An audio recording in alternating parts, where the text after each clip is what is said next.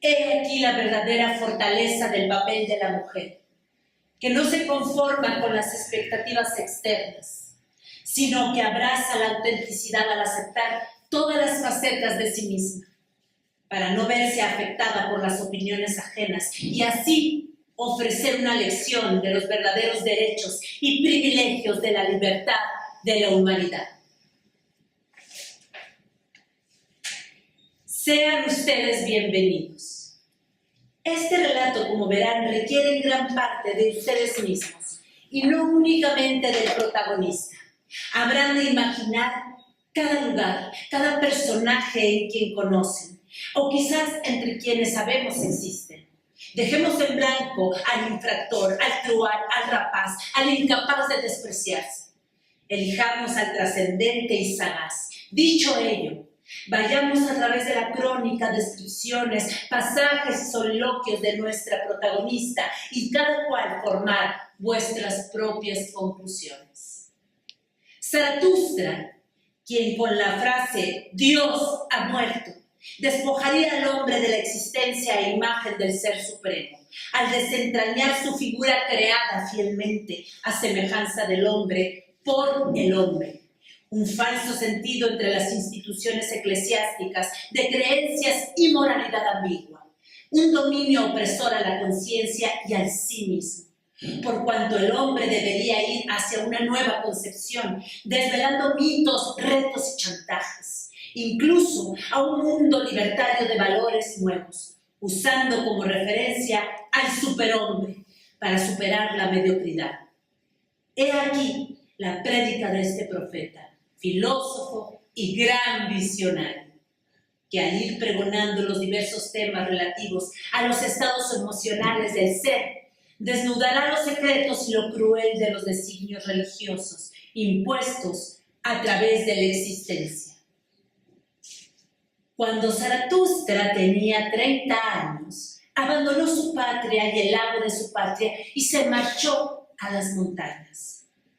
Lejos del bullicio y los valores de las comunidades tradicionales y de pensamiento sumiso. Allí, hundido en sus pensamientos, gozó de su espíritu y de su soledad, en busca de la verdad dentro de sí mismo.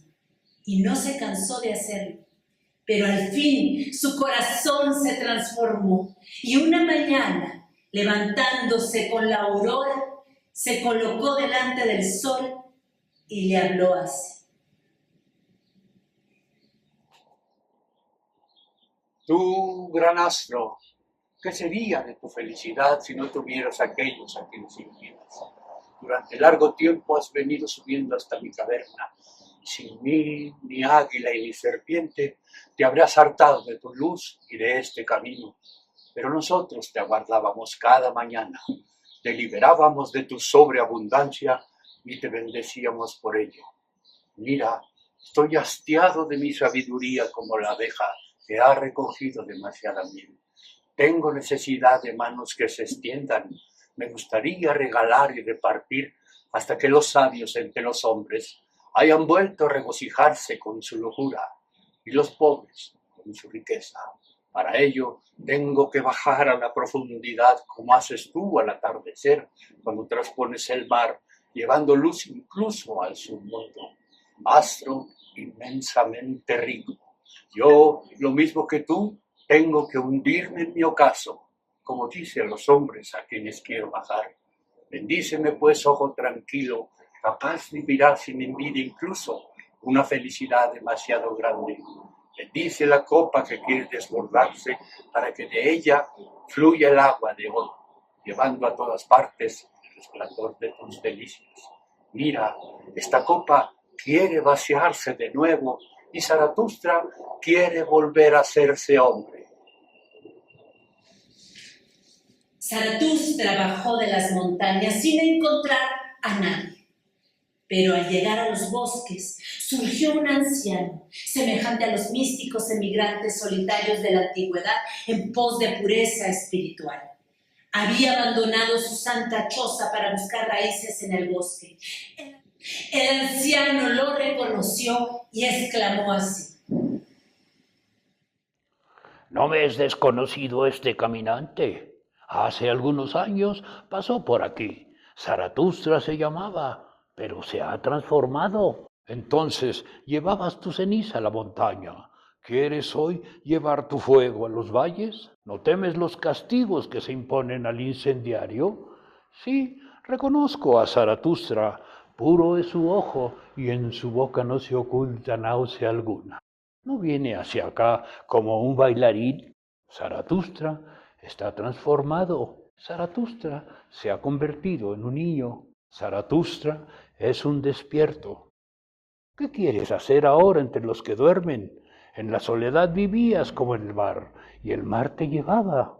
¡Ay! ¿Quieres bajar a tierra? ¡Ay! ¿Quieres volver a arrastrar tú mismo tu cuerpo? Zaratustra se alegró al verlo y luego de su viaje de antaño yendo a la montaña en pro de autoconocimiento y elevación espiritual, se motivó al descender. Era compartir su sabiduría a los hombres, crear valores propios y despertar a un profundo sentido de evolución, una nueva visión del mundo. Y desafiando a la masa, proclamaba la muerte de la moral tradicional y dijo: No poseo nada que a mí pertenezca. Yo amo a los hombres. Sin embargo, Zaratustra no venía en una cuestión moralista tradicional, no, sino a proclamar la búsqueda de valores propios. Vislumbraba en su corazón algo profético, anunciando al pueblo el eterno retorno, la voluntad del poder y el superhombre. Al escuchar esto, el anciano se cuestionó para sí y dijo: ¿Por qué me marché yo al bosque y a las soledades? ¿No fue acaso porque amaba demasiado a los hombres? Ahora amo a Dios, a los hombres no los amo. El hombre es para mí una cosa demasiado imperfecta. El amor al hombre me mataría.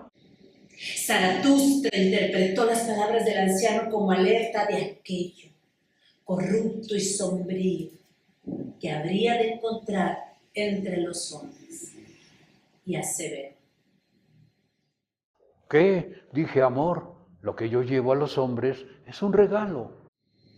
El anciano miró a Zaratustra tratando de entender el sentido para regresar a la comunidad o cuál era el objetivo, y en tono de reproche dijo: No les des nada. Es mejor que les quites alguna cosa y que la lleves a cuestas junto con ellos. Eso será lo que más bien les hará, con tal de que te haga bien a ti. Y si quieres darles algo, no les des más que una limosna y deja que además la mendiguen. Zaratustra advirtió su espiritualidad basada en la vieja moral del sacrificio, el arrepentimiento y la sumisión. Entristeció al verse afectado de paz como algo valioso y digno del anciano. Y añadió: No, yo no doy limosnas. No soy bastante pobre para eso. El anciano se rió de Zaratustra, aún sin comprender el sentido y lo complejo que encarnaran sus palabras. Dijo con desparpajo: Entonces, cuida de que acepten tus tesoros. Ellos desconfían de los enemitas. Zaratustra miró la placidez del anciano, observó hacia los alrededores del bosque tratando de evadirlo para no confrontarlo, y lo cuestionó: ¿Y qué es lo que el anciano hace por el bosque? Me pregunto. El anciano cadenciosamente movió la cabeza, denotando orgullo, satisfacción, y exclamó alegremente: Hago canciones y las canto, y al hacerlas río, lloro y gruño. Así alabo a Dios, cantando, riendo, llorando y gruñendo, alabo al Dios que es mi Dios. Mas, ¿qué regalo es el que tú nos traes? Al oír las palabras del anciano y su actitud de claros signos de religiosidad, inclinó la cabeza en son de respeto ante su expresión de sumisión. Hizo una reverencia, saludó al anciano y dijo: Que yo a vosotros, déjame ir a prisa para que no espera. Y así se separaron el anciano y el hombre, riendo, como ríen dos muchachos. Mas cuando Zaratustra se vio solo, se detuvo, volteó la mirada hacia el bosque y habló así a su corazón. ¿Será posible? Este viejo anciano en el bosque no ha oído todavía nada de que Dios ha muerto. Cuando Zaratustra llegó a la primera ciudad, situada al borde de los bosques, encontró reunida en el mercado a una gran muchedumbre, pues estaba prometida la exhibición de un volatinero caminando en la cuerda floja. Zaratustra no había venido a la contemplación, mas se encontró en la multitud ansiosa de distracción, sin atender los desafíos de la humanidad más seducidos en el morbo y lo banal. Recordó las palabras del anciano y habló así al pueblo. Hermanos míos, escuchad, yo os enseño el superhombre. El hombre es algo que debe ser superado. ¿Qué habéis hecho vosotros para superarlo?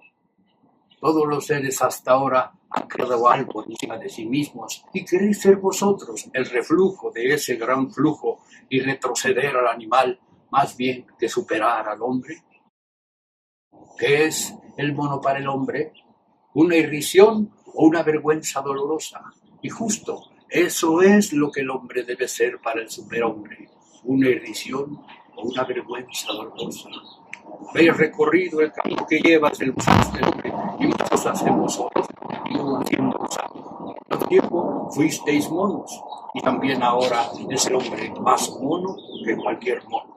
Y el más sabio de vosotros es tan solo un ser sentido, híbrido de planta y fantasma. Pero os mando yo que os convirtáis fantasmas o en plantas. Mirad, yo os enseño el superhombre. El superhombre es el sentido de la tierra. Diga vuestra voluntad, sea el superhombre el sentido de la tierra. Os conjuro, hermanos míos, permanecer fieles a la tierra y no creáis a quienes os hablan de esperanzas sobreterrenales. Son envenenadores, sepan o no, son despreciadores de la vida, son moribundos y están ellos también envenenados. La tierra está cansada de ellos, ojalá desaparezcan. En otro tiempo, el alma miraba al cuerpo con desprecio y ese desprecio era entonces lo más alto. El alma quería el cuerpo flaco, feo, famélico. Así pensaba escabullirse del cuerpo y de la tierra. Oh, también esa alma era flaca, fea y famélica, y la crueldad era la voluptuosidad de esa alma. Mas vosotros también, hermanos míos, decidme, ¿qué anuncia vuestro cuerpo de vuestra alma? ¿No es vuestra alma acaso pobreza y suciedad y un lamentable bienestar? ¿Verdad? Una sucia corriente es el hombre. Es necesario ser un mar para poder recibir una sucia corriente sin volverse impuros. Mirad, yo os enseño el superhombre. Él es ese mar. En él puede sumergirse vuestro gran desprecio. ¿Cuál es la máxima vivencia que vosotros podéis tener? La hora del gran desprecio. La hora en que incluso vuestra felicidad se os convierte en náusea y eso mismo ocurra con vuestra razón y con vuestra virtud. La hora en que digáis, ¿qué importa mi felicidad? Es pobreza y suciedad y un lamentable bienestar. Sin embargo, mi felicidad debería justificar incluso la existencia. La hora en que digáis, ¿qué importa mi virtud? La hora en que digáis, ¿qué importa mi razón? ¿Ansía ella el saber lo mismo que el león su alimento? Es pobreza y suciedad y un lamentable bienestar. La hora en que digáis, ¿qué importa mi virtud? Todavía no me ha puesto furioso, que cansado estoy de mi bien y de mi mal. Todo esto es pobreza y suciedad y un lamentable bienestar. Ahora en que digáis, ¿qué importa mi justicia? No veo que yo sea un carbón ardiente, mas el justo es un carbón ardiente. La hora en que digáis, ¿qué importa mi compasión? ¿No es la compasión acaso la cruz en la que es clavado quien ama a los hombres? Pero mi compasión no es una crucifixión. ¿Habéis hablado ya así? ¿Habéis gritado ya así? Ah, ojalá os hubiese yo oído ya gritar así. No vuestro pecado, vuestra moderación es lo que clama al cielo. Vuestra mezquindad hasta en vuestro pecado es lo que clama al cielo. ¿Dónde está el rayo que os lama con su lengua? ¿Dónde la demencia que habría que inocularos? Mirad, yo os enseño al superhombre. Él es ese rayo. Él es esa demencia. Era claro. Zaratustra venía a corregir su propio error. Pregonaba el rechazo a la falsa moral tradicional, desafiando a la humanidad inmersa en una desgastante sumisión y conformismo, lejos de la autosuperación. Esta crítica existencial a las masas declararía irrelevante el concepto de idolatría a los falsos dioses.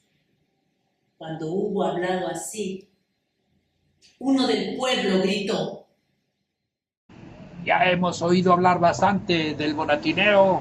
Ahora veámoslo también. Y todo el pueblo se rió de Zaratustra, mas el volatinero, que creyó que aquello iba dicho por él, se puso a trabajar, mas al contemplar al pueblo hundido en la indiferencia, se maravilló al ver su irreverencia, al celebrar en son de burla. Tratando de retomar su atención, habló así: El hombre es una cuerda tendida entre el animal y el superhombre, una cuerda sobre un abismo, un peligroso pasar al otro lado, un peligroso caminar, un peligroso mirar atrás, un peligroso estremecerse y pararse.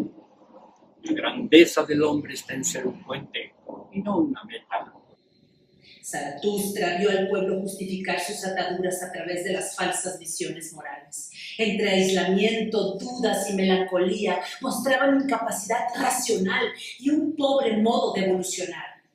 Sin embargo, él, al desafiar sus convicciones morales y mostrar la forma absurda como era vista la vida en esta época, habló así: Yo amo a quienes no saben vivir de otro modo que hundiéndose en su ocaso, pues ellos son los que pasan al otro lado. Yo amo a los grandes despreciadores, pues ellos son los grandes veneradores y flechas del anhelo hacia la otra orilla. Yo amo a quienes para hundirse en su ocaso y sacrificarse no buscan una razón detrás de las estrellas, sino que se sacrifican a la tierra para que ésta llegue alguna vez a ser del superhombre. Yo amo a quien vive para conocer y quiere conocer para que alguna vez viva el superhombre y quiere así su propio ocaso. Yo amo a quien trabaja e inventa para construirle la casa al superhombre y prepara para él la tierra, el animal y la planta. Yo amo a quien ama su virtud, pues la virtud es voluntad de ocaso y una flecha del anhelo. Yo amo a quien no reserva para sí ni una gota de espíritu, sino que quiere ser íntegramente el espíritu de su rival. Avanza así en forma de espíritu sobre el puente. Yo amo a quien delante de sus acciones arroja palabras de oro y cumple siempre más de lo que promete. Yo amo a quien justifica a los hombres del futuro y redime a los del pasado, pues quiere perecer a causa de los hombres del presente.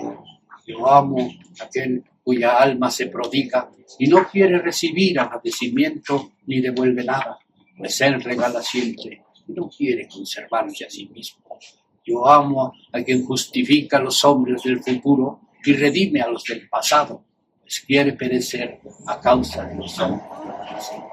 Yo amo a quien castiga a su Dios porque ama a su Dios, pues tiene que perecer por la cólera de su Dios. Yo amo a aquel cuya alma está tan llena que se olvida de sí mismo y todas las cosas están dentro de él. Todas las cosas se transforman así en su ocaso. Yo amo a aquel cuya alma es profunda, incluso cuando se la hiere, y que puede perecer a causa de una pequeña derecha. Pasa así de buen grado por el puente. Yo amo a quien es de espíritu libre y de corazón libre. Su cabeza no es así más que las entrañas de su corazón, pero su corazón lo empuja al ocaso.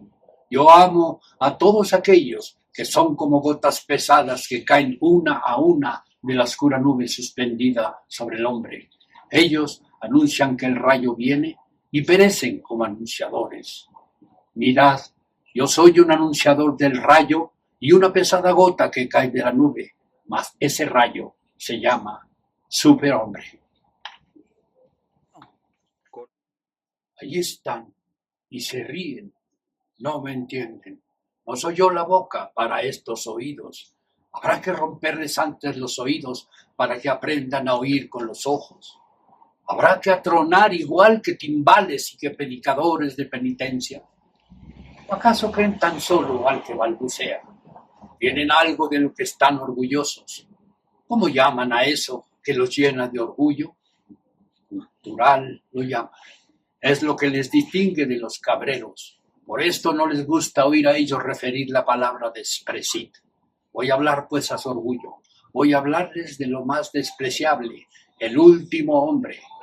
Ante la iracunda y poca complacencia e irracional forma común del pueblo al coexistir, semejaba en un mundo vacío, falsos de anhelos y valores reales. ¿Acaso sin carácter, ni pensar ni alinear el pensamiento en un intento más por adoctrinar al pueblo? Zaratustra habló así. Es tiempo de que el hombre fije su propia meta. Es tiempo de que el hombre plante la semilla de su más alta esperanza. Todavía es bastante fértil su terreno para ello, mas algún día ese terreno será pobre y manso, y de él no podrá ya brotar ningún árbol elegante. Llega el tiempo en que el hombre dejará de lanzar la flecha de su anhelo más allá del hombre, y en que la cuerda de su arco no sabrá ya vibrar. Yo os digo, es preciso tener todavía caos dentro de sí para poder dar a luz una estrella danzarina. Yo os digo, vosotros tenéis todavía caos dentro de vosotros. Llega el tiempo en que el hombre no dará luz ninguna estrella. Llega el tiempo del hombre más despreciable, el incapaz ya de despreciarse a sí mismo. Mirad, Dios nuestro, el último hombre. ¿Qué es amor? ¿Qué es creación? ¿Qué es anhelo? ¿Qué es estrella? Así pregunta el último hombre y parpadea. La tierra se ha vuelto pequeña entonces y sobre ella da saltos el último hombre que todo lo empequeñece. Su estirpe es indestructible como el pulgón. El último hombre es el que más tiempo vive. Nosotros hemos inventado la felicidad, dicen los últimos hombres, y parpadean.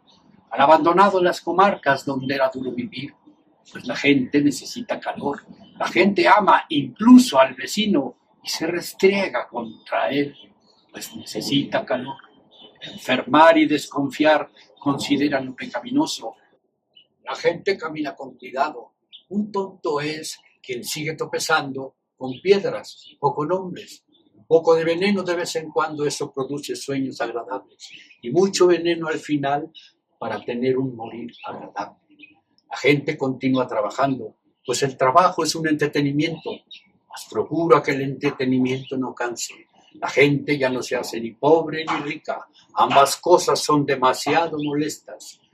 ¿Quién quiere aún gobernar? ¿Quién aún obedecer?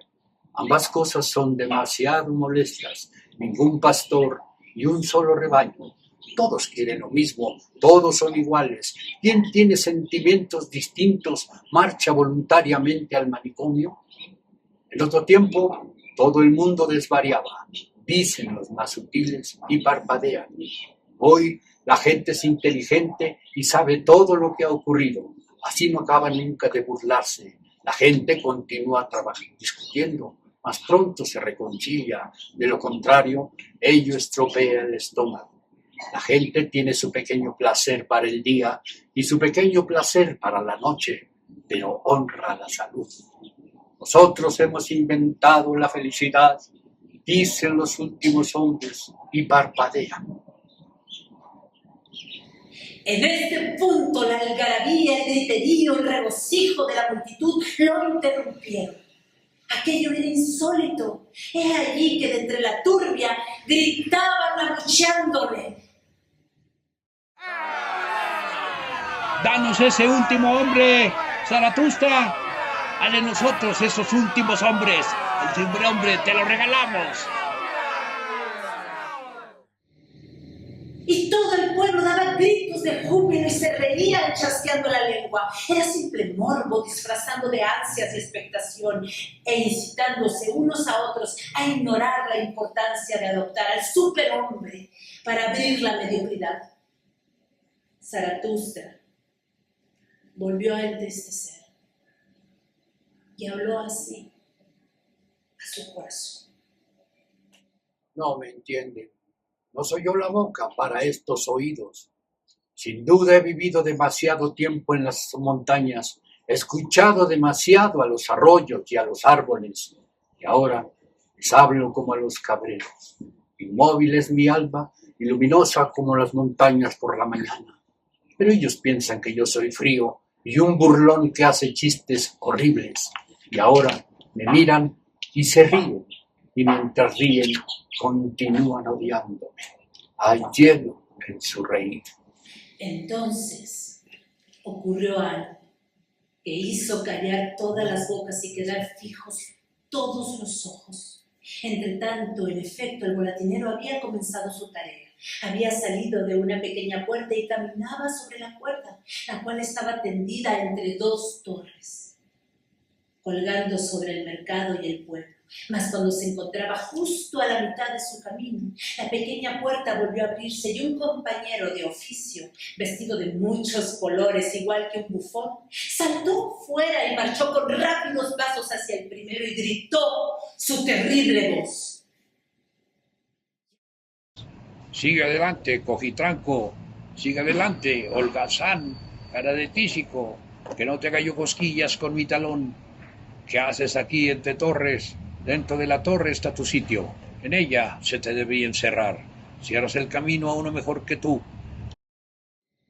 Y a cada palabra se le acercaba más, y cuando ya estaba a un solo paso detrás de él, ocurrió aquella cosa horrible que hizo callar todas las bocas y quedar fijos todos los ojos. Lanzó un grito como si fuera un demonio, y saltó por encima de quien le obstaculizaba el camino. Mas este, cuando vio que su rival lo vencía, perdió la cabeza y el equilibrio, arrojó su balancín y más rápido que este se precipitó hacia abajo como un remolino de brazos y de piernas. El mercado y el pueblo parecían el mar cuando la tempestad avanza. Todos huyeron, apartándose y atropellándose, sobre todo allí donde el cuerpo tenía que estrellarse. Zaratustra permaneció inmóvil, junto al destrozado. El hombre recobró la conciencia y vio a Zaratustra arrodillarse junto a él y dijo por fin: ¿Qué haces aquí? Desde hace mucho sabía yo que el diablo me echaría la zancadilla. Ahora me arrastra al infierno. ¿Quieres tú impedírselo? Por mi honor, amigo mío, todo esto de que hablas no existe. No hay ni diablo ni infierno. Tu alma estará muerta aún más pronto que tu cuerpo. Así pues, no temas ya nada. Si tú dices la verdad, nada pierdo perdiendo la vida. No soy mucho más que un animal al que con golpes y escasa comida se le ha enseñado a bailar. El pobre hombre levantó lentamente la mirada con desconfianza y añadió luego: No hables así. Tú has hecho del peligro tu profesión. En ello no hay nada despreciable. Ahora pereces a causa de tu profesión. Por ello voy a enterrarte con mis manos. Cuando hubo dicho esto, Zaratustra, el moribundo, ya no respondió, pero movió la mano como si buscase la mano de Zaratustra. para darle las gracias. Entretanto, iba llegando el atardecer y el mercado se ocultaba en la oscuridad. El pueblo se dispersó entonces, pues hasta la curiosidad y el horror acaban por cansarse. Zaratustra estaba sentado en el suelo junto al muerto, hundido en sus pensamientos. Así olvidó el tiempo. Por fin se hizo de noche y un viento frío sopló sobre el solitario. Zaratustra se levantó y dijo a su corazón: ¿Verdad? Una hermosa pesca ha cobrado hoy Zaratustra. No ha pescado ni un solo hombre, pero sí, en cambio, un cadáver. Siniestra es la existencia humana y carente aún de sentido. Un bufón puede convertirse para ella en la fatalidad. Yo quiero enseñar a los hombres el sentido de su ser, ese sentido que es el superhombre, el rayo que brota de la oscura nube que es el hombre. Mas todavía estoy muy lejos de ellos y mi sentido no habla a sus sentidos. Para los hombres yo soy todavía un algo intermedio entre un necio y un cadáver. Oscura es la noche, oscuros son los caminos de Zaratustra. Ven, compañero frío y rígido, te llevaré a donde voy a enterrarte con mis propias manos. Zaratustra comenzaba su marcha con el cadáver a cuestas por las callejas oscuras. Y no había recorrido aún 100 pasos cuando se le acercó furtivamente un hombre y comenzó a susurrarle al oído. He aquí que quien hablaba era el bufón de la torre. Vete fuera de aquí, Zaratustra. Aquí son demasiados los que te odian. Te odian los creyentes de la fe ortodoxa y esto te llaman el peligro de la muchedumbre. Tu suerte ha estado en que la gente se rió de ti. Y en verdad, hablabas igual que un bufón. Tu suerte ha estado en asociarte al perro muerto. Al humillarte de este modo te has salvado a ti mismo por hoy. Pero vete lejos de esta ciudad, Zaratustra, o mañana saltaré por encima de ti. Un vivo por encima de un muerto. Y cuando hubo dicho esto, el hombre desapareció. Zaratustra continuó por las oscuras callejas. A la puerta de la ciudad encontró a los sepultureros. Estos iluminaron el rostro de Zaratustra con la antorcha. Lo reconocieron y comenzaron a burlarse de él. Zaratustra se lleva al perro muerto. Bravo, Zaratustra se ha vuelto sepulturero. Nuestras manos son demasiado limpias para este asado. ¿Es que Zaratustra quiere acaso robarle su bocado al diablo? Vaya, suerte y que aproveche, a no ser que el diablo sea mejor ladrón que Zaratustra y robe a los dos. Y a los dos se los trague. Y se reían entre sí cuchicheando. Zaratustra no dijo ni una palabra y siguió su camino. Pero cuando llevaba andado ya 2 horas al borde de bosques y de ciénegas, había oído demasiado el hambriento aullido de los lobos y el hambre se apoderó también de él. Por ello se detuvo junto a una casa solitaria, dentro de la cual ardía una luz. El hambre me asalta como un ladrón. En medio de bosques y de ciénegas me asalta mi hambre. Y en plena noche, extraños caprichos tiene mi hambre. A menudo no me viene sino después de la comida. Y hoy no me vino todo un día. ¿Dónde se entretuvo eso? Y mientras decía esto, Zaratustra dejó el cuerpo en el suelo. Llamó a la puerta de la casa. Un hombre viejo apareció, traía la luz y preguntó: ¿Quién viene a mí y a mi mal dormir? Un vivo y un muerto. Dame de comer y de beber. He olvidado hacerlo durante el día. Quien da de comer al hambriento, que conforta su propia alma. Si habla la sabiduría. El viejo se fue y al poco volvió, mas luego de ofrecerle pan y vino, dijo: Mal sitio es este para hambrientos, por eso habito yo aquí. Animales y hombres acuden a mí. El enemita, mas da de comer también a tu compañero. Él está más cansado que tú. Tu compañero está muerto. Difícilmente le persuadiré de que coma y beba. Entonces el viejo le respondió a Zaratustra con osquedad. Eso a mí no me importa. Quien llama a mi casa tiene que tomar lo que le ofrezco. Comed y que os vaya bien. A continuación, Zaratustra caminó durante 2 horas confiando en el camino y en la luz de las estrellas, pues estaba habituado a andar por la noche y le gustaba mirar a la cara todas las cosas que duermen.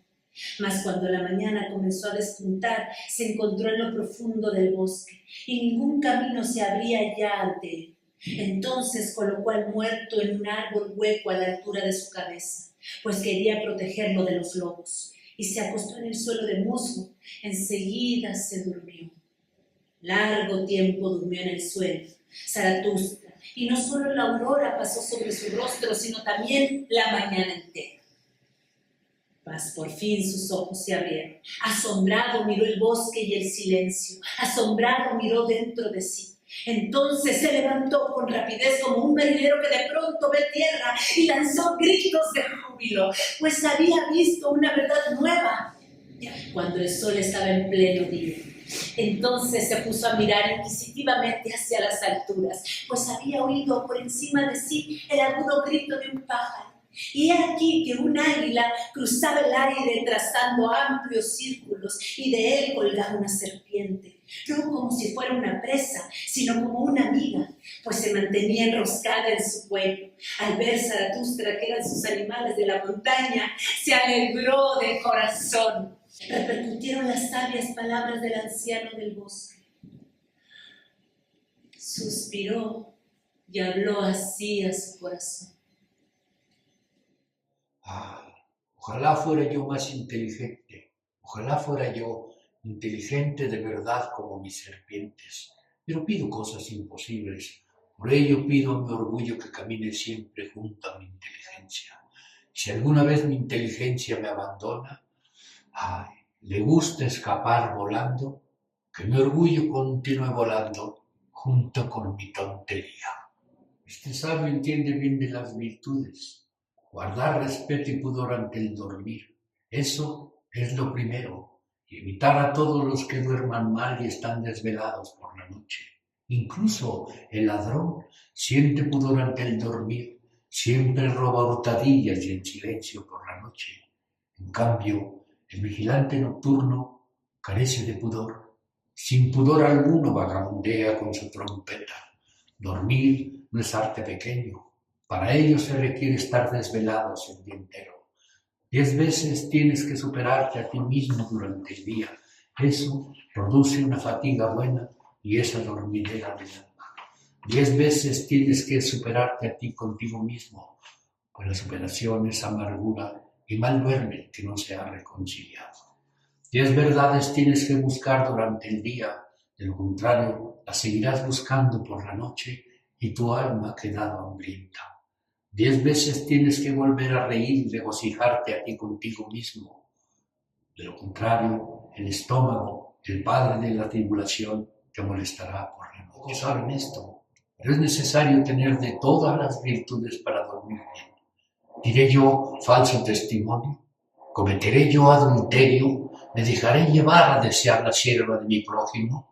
Todo esto mal se viene con el mal dormir, y aunque se tengan de todas las virtudes, es necesario aún de entender de una cosa, de mandar a dormir a tiempo a las virtudes mismas, para que no disputen entre sí esas lindas mujercitas, y sobre ti, desventurado, paz con Dios y con el vecino. Así lo quiere el buen dormir.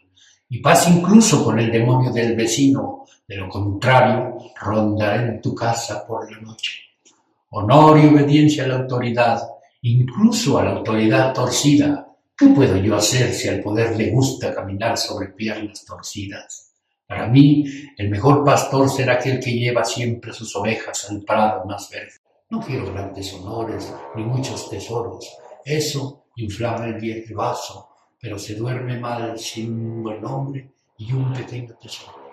Una compañía escasa me agrada más que una malvada. Sin embargo, tiene que venir e irse en el momento oportuno.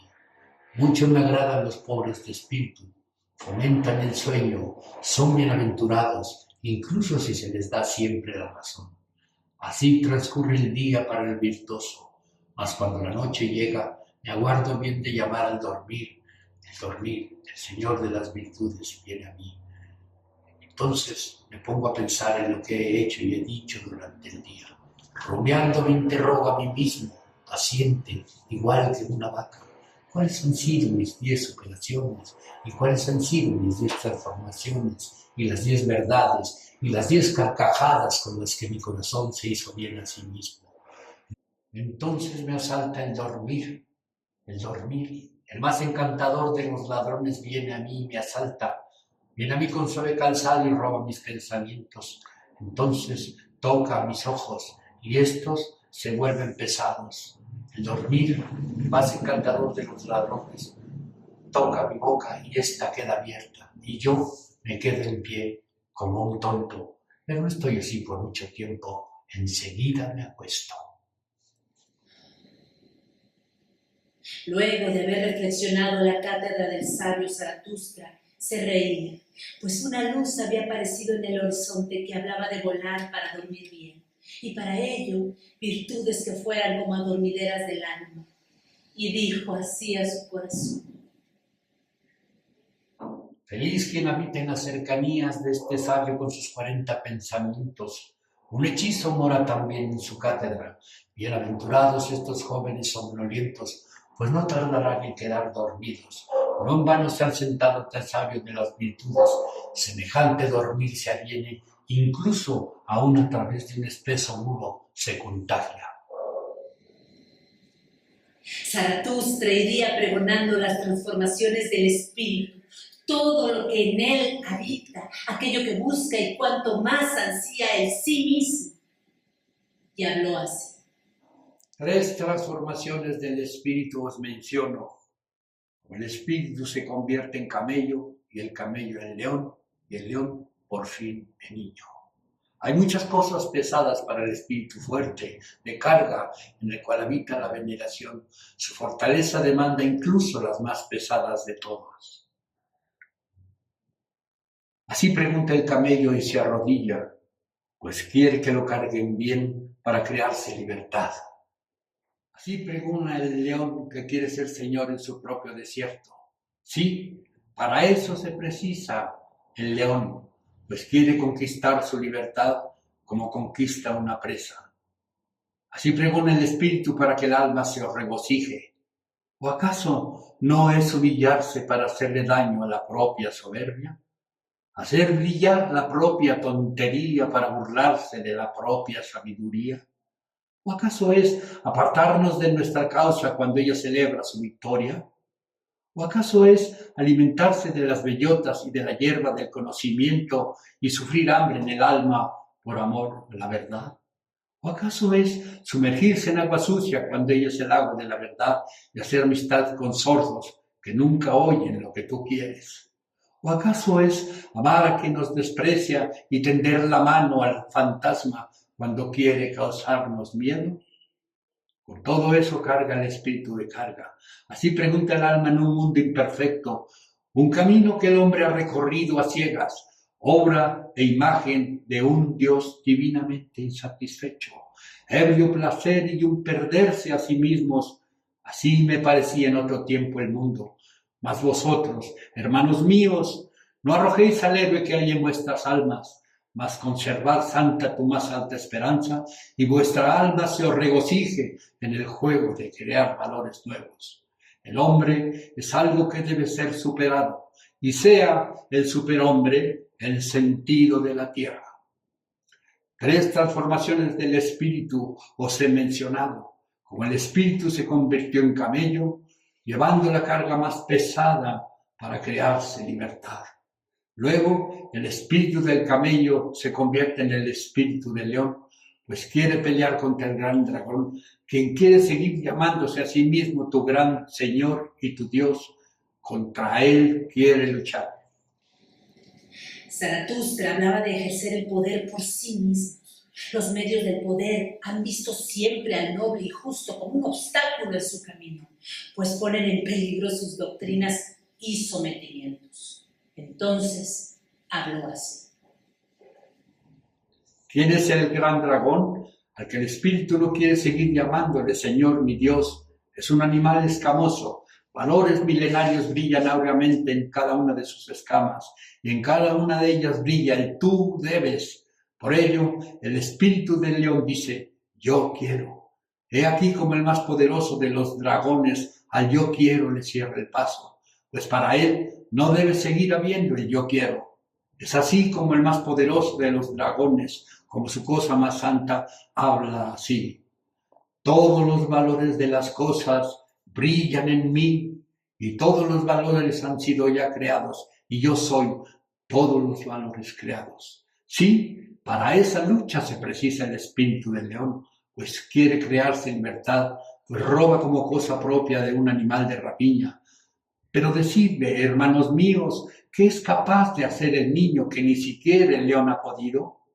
El niño es pureza, inocencia e imaginación, una fuerza y una rueda capaz de mover por sí mismo el juego de crear valores nuevos, más allá del hombre.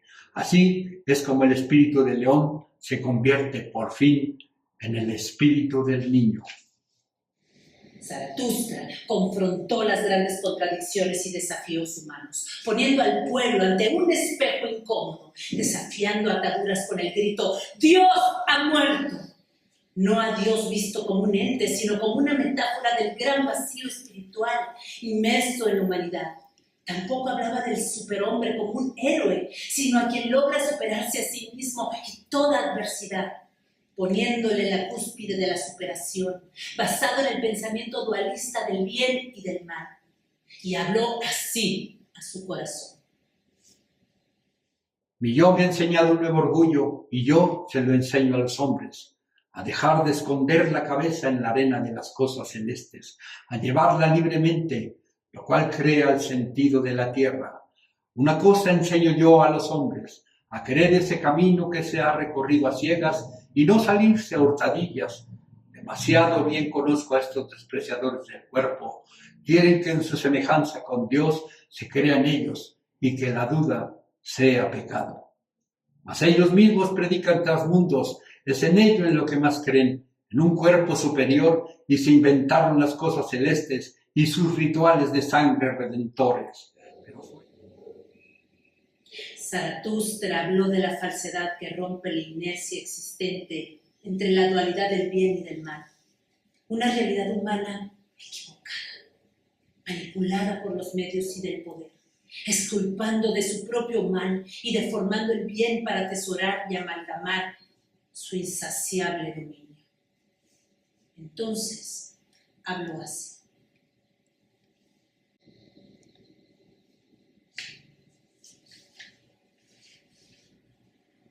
Zaratustra acerbaría las virtudes entre sus discípulos, aunque no únicamente les exigía obediencia, sino el crear por sí mismos valores y sus destinos. Los moralistas nos han adoctrinado a ser humildes y sumisos, a aceptar lo que nos dictan como bueno y lo malo. Ellos, a través de los tiempos y la historia, tanto en lo moral como en lo tradicional, así han logrado mantener hasta ahora a los pueblos temerosos, frágiles y sometidos en la mediocridad. Y finalmente, Zaratustra habló así. Hermanos míos, mirad cómo vuestras virtudes están celosas una de otra, pues los sentidos buscan la mayor de sus virtudes, la más joven de ellas, la llamada honestidad. Cuerpo soy yo y alma libre, así habla el espíritu del niño. Luego entonces, ¿por qué no crear valores por encima de sí mismos? Este honestísimo ser aprende a hablar con mayor honestidad. Así habla el espíritu en el cuerpo sano, pues es la medida y el valor de todas las cosas. El hombre es algo que debe ser superado, y sea el superhombre el sentido de la tierra. Ya he ascendido a las montañas con mis cenizas, he escuchado demasiado a los arroyos y a los árboles. Ahora, hermanos míos, regocijaos. Y aquí termina el primer discurso de Zaratustra, llamado también Prólogo y Ocaso de Zaratustra.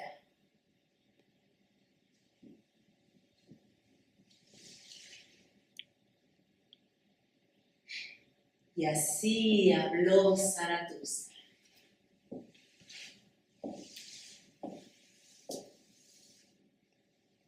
Si no se ve sucio. Exacto, no se sucio. 3, 2, más.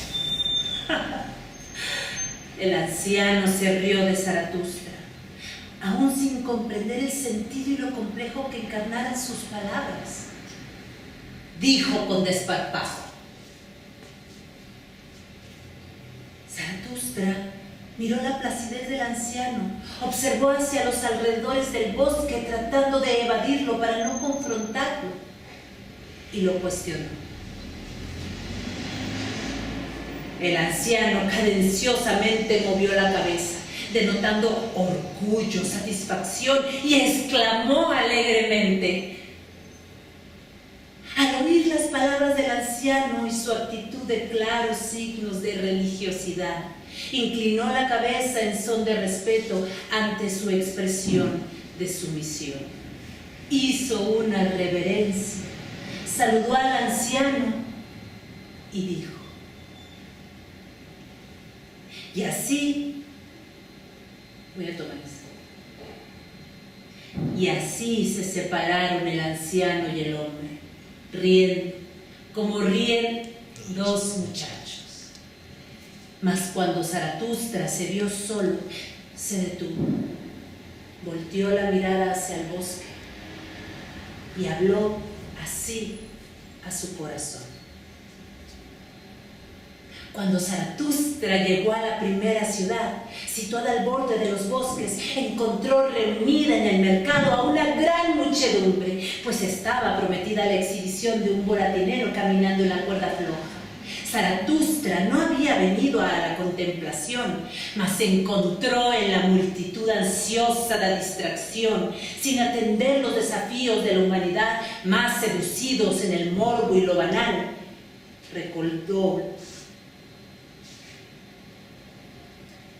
Recordó las palabras del anciano y habló así al pueblo: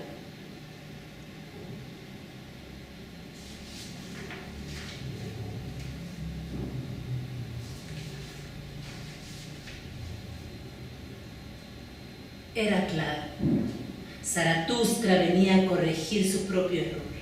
Pregonaba el rechazo a la falsa moral tradicional, desafiando a la humanidad inmersa en una desgastante sumisión y conformismo, lejos de la autosuperación. Esta crítica existencial a las masas declararía irrelevante el concepto de idolatría a los falsos dioses. Cuando hubo hablado así, uno del pueblo gritó, y todo el pueblo se rió de Zaratustra. Mas el volatinero, que creyó que aquello iba dicho por él, se puso a trabajar. Mas al contemplar al pueblo hundido en la indiferencia, se maravilló al ver su irreverencia, al celebrar en son de burla. Tratando de retomar su atención, habló así: Zaratustra vio al pueblo justificar sus ataduras a través de las falsas visiones morales. Entre aislamiento, dudas y melancolía, mostraban incapacidad racional y un pobre modo de evolucionar. Sin embargo, él, al desafiar sus convicciones morales y mostrar la forma absurda como era vista la vida en esta época, habló así: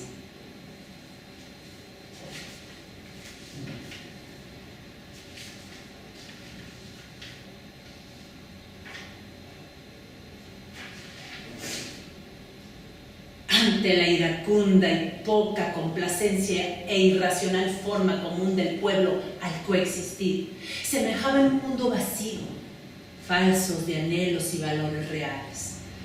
¿Acaso sin carácter, ni pensar ni alinear el pensamiento, en un intento más por adoctrinar al pueblo? Zaratustra habló así: